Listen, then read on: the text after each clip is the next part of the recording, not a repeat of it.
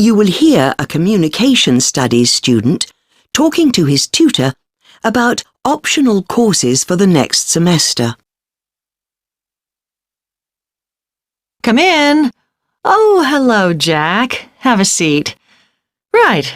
You said you wanted to see me to talk about your options next semester? That's right. We have to decide by the end of next week. Really, I'd like to do all 5 options, but we have to choose 2, don't we? Yes, but the choice depends on your major, to some extent. You're majoring in communication studies, aren't you? That's right. So, for example, the media studies option will cover quite a lot of the same area you did in the core module on mass communications this semester, the development of the media through the last 2 centuries in relation to political and social issues. Well, that was interesting, but I've decided I'd rather do something completely new. There's a women's studies option, isn't there? Yes, Women and Power. Again, it has a historical focus. It aims to contextualize women's studies by looking at the legal and social situation in the 19th and early 20th centuries. So it would be useful if I intended to specialize in women's studies, but I'm not sure I do actually. Well, it might still be useful to give you an idea of the issues involved. It's taught by Dr. Steed. Oh, really? I'll sign up for that then. What about the option on culture and society? That addresses the historical debate on the place of culture since the Industrial Revolution in Britain. So a historical focus again? Do I get the message you're not so keen on history? Well, it's just that we seem to have done quite a lot this semester. Anyway, I'll think about that one. If you're interested in a course focusing on current issues, there's the option on identity and popular culture that approaches the subject through things like contemporary film, adverts, soap operas, and so on. That sounds interesting. Can you tell me who runs it? Well, it's normally Dr. Stevens, but he's on sabbatical next semester, so I'm not sure who will be running it. It should be decided by next week, though. Right. Well, I might wait until then to decide. And the last option is Introduction to Cultural Theory, isn't it? I'm quite interested in that too. I was talking to one of the second-year students, and she said it was really useful. It made a lot of things fall into place. Yes, but in fact, in your major, you'll have covered a lot of that already in Communications 102, so that might be less useful than some of the others. Oh, I'll forget about that one then. Now, while you're here, we could also discuss how you're getting on with your core module assignment. You will hear a speaker talking about culture shock. Listen and answer questions 1 to 6. Thank you. Thank you. And now for a gentleman who needs no introduction. Please welcome our guest this afternoon, Dr. Gerd von Conrad. Over to you, Doctor. Thank you. It's always a pleasure to be here. So let's think about culture shock. For over 30 years, culture shock has been a bona fide field of research for European and American anthropologists and psychologists. They have studied the reactions and experiences during the first few months in a new country of travelers and diplomats, business people and international students. The anthropologist Dr. Calvera Oberg was the first to use the term. Others have since experimented with culture fatigue and role shock, but these have not made it into everyday usage. Culture shock is snappy, and somehow we all know what it means to us, although if asked, we may find it as difficult to define as jet lag or homesickness. Some researchers describe 5 stages. Others believe it is a 6 or even 7-stage process. Not everyone experiences the same exact stages, but most travelers will go through the highs and lows, the positive as well as the negative aspects of living in a new culture. The different stages roughly are as follows. At first, you are excited by the new environment, and a few frustrations do not spoil your enthusiasm. When experiencing some difficulties with simple things like, for instance, making telephone calls or using public transport, You tend to downplay negative emotions. Then follows a period in which cultural differences in behavior and values become more obvious. What previously seemed exciting, new and challenging is now merely frustrating. You may feel isolated and become withdrawn from life around you. You seek security in the familiar. Food from home, possibly even what you have never particularly enjoyed, becomes a focus, maybe an obsession. In the next stage, you may reject what is around you, perhaps becoming opinionated and negative. You may feel that everyone is against you and that nobody understands you. When it comes to our tents, these are equipped to the highest standard. We really do think of every essential detail, from an oven and cooking rings fueled by bottled gas to mirrors in the bedroom areas. If you don't want to cook indoors, you can borrow a barbecue if you ask in advance for one to be made available, and there's even a picnic blanket to sit on outside your tent. Inside, a box of games and toys can be found, and children's tents can be hired if required. All tents have a fridge, and if you want to spend the day on the beach, for example, ask for a specifically designed PS camping cool box, which will keep your food and drinks chilled. There are excellent washing facilities at all our sites, with washing machines and clotheslines in the central areas, along with mops and buckets in case your tent needs cleaning during your stay. All sites have a cafe and/or a shop for those who'd rather eat in than dine at a local restaurant.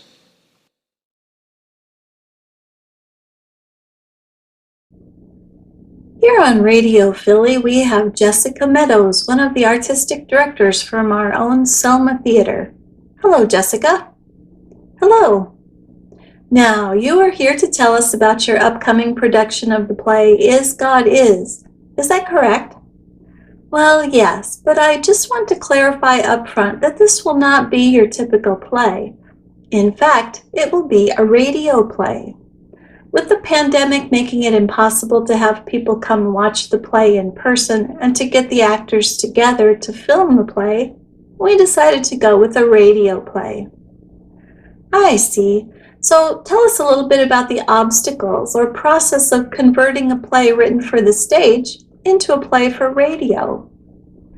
With this particular play, the challenge was considerable. But by the time we were shut down by the pandemic, we had already put a year of work into the play.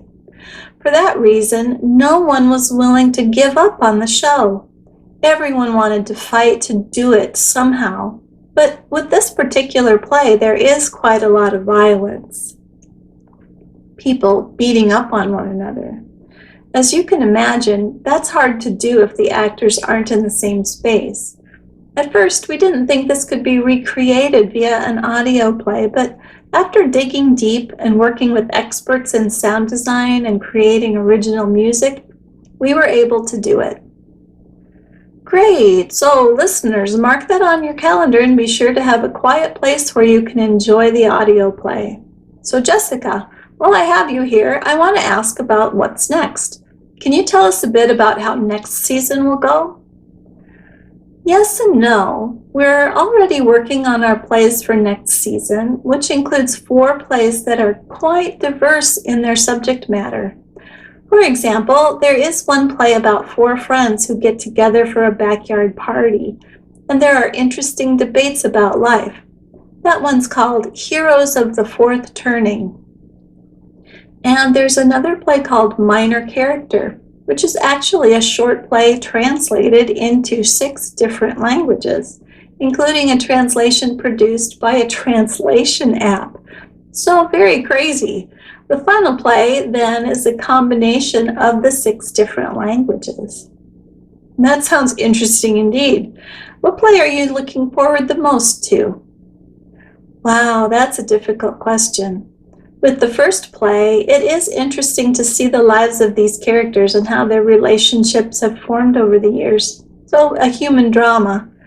But with Minor Character, I am so looking forward to seeing how the director navigates the challenge of working with those different translations. Yes, very different plays for different audiences. So, are tickets already on sale for the upcoming season? Not quite, but we do have the Selma Pass, which is a way to pay now without making a commitment to a particular play or date. You can buy a package of 3 or 4 tickets and then use it as you wish. You heard it here first, folks. Support your local theater by purchasing a pass that you can use too. Hi. Okay, so you're John and Sarah, I'm Neil, and you're having some problems with a project you're doing on the marketing module of the Business Studies course. Is that right? Yes, it's the one where we have to read the case studies of 6 businesses and assess their marketing and identify the main problems each one had. So what exactly is the problem? Well, we've been doing quite a lot of reading for it. Some of the readings we've looked at are quite difficult, but we still understand them, and they're interesting, so that's okay.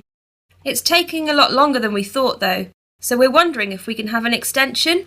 We have a lot of other assignments too. Well, extensions can be granted. However, it sounds like you're having issues with the planning of your time. Neither of you are sick or have had an accident, which are the only reasons that extensions are usually granted. The university's scheduling of deadline dates is organised so you can complete things on time. Okay, we understand. We thought that would probably be the case. Well, let's see how you're doing with it. So you were given readings on 6 different companies. You needed to examine the main weaknesses of each company with regard to their marketing strategy. What did you find out about each company? Let's start with Stack's Stationery. They were very experienced in marketing, as they have been in the stationery market for such a long time. Their profits have generally tended to increase continuously for many years. However, they had issues with their staff because they felt that too much money was being spent on marketing, but their wages did not increase for such a long time. Princeton Windows were quite successful initially, as their marketing led to an increase in sales of 50%. However, this decreased again after a few months, so it just led to profits for a short time. They need to think about how they can sustain any increase in profit for longer periods. MK Cars focused on the wrong thing, because they didn't really understand who their target market was. Most of their buyers of cars are young people, but they advertised in newspapers that older people usually read. It would have been better to go for magazines popular with the younger generation. You must learn everything you can about who you are selling to. Lakeside Golf was probably the most successful of the 6 companies. They managed to generate a long-term increase in membership over a 3-year period. The only real issue they had was that they weren't ready for the increase in numbers of people coming to play golf, so some people started to complain about the service there. Bryson's Meats seemed to be a bit of a disaster really all round. They actually saw a drop in their numbers of buyers, though it seems fairly sure that this was related to other problems outside of the company, rather than their marketing. There was a scare about meat during the period we are studying, and that meant that people bought less, so it may not actually be the company's fault. Mojo's Music Shop, which sells CDs and DVDs, did pretty well. Their sales have been continuously increasing, and this is very good as they are in a very difficult market. A lot of people aren't buying music from shops anymore as they download it instead, so to keep going in that situation shows that they had a very successful marketing campaign. They will have to work hard on this though, due to the number of websites online providing the same service.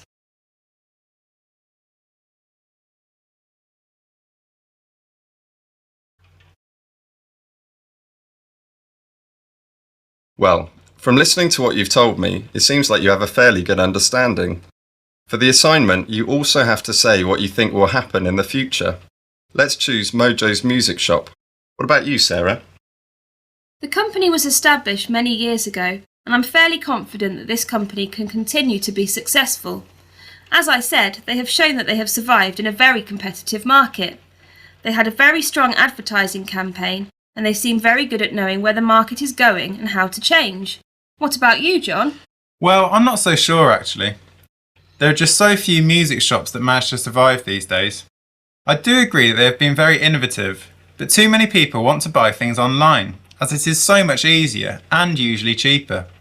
Most young people don't even have DVD players these days and just listen to things on their phones. So I think eventually they will cease operating like most others. That's two very different opinions.